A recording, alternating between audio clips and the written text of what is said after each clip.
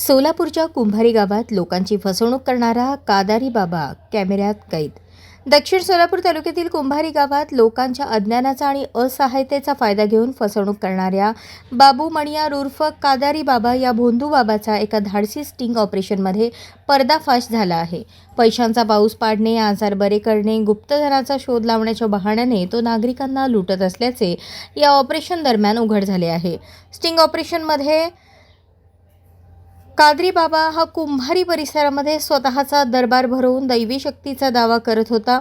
या भोंदूगिरीची माहिती मिळाल्यानंतर पत्रकारांच्या कार्यकर्त्यांच्या पथकाने ग्राहकाचे रूप घेऊन या बाबाचा पर्दाफाश करण्यासाठी एक गुप्त स्टिंग ऑपरेशन आखले।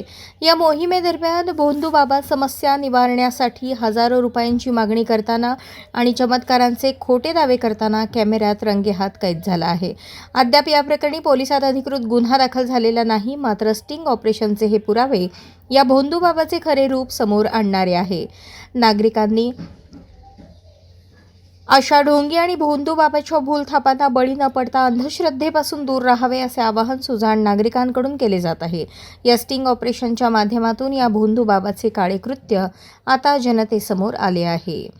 अशाच नवनवीन अपडेटसाठी जनता राज्य न्यूज चॅनलला सबस्क्राईब करा, लाईक करा आणि शेअर करायला विसरू नका।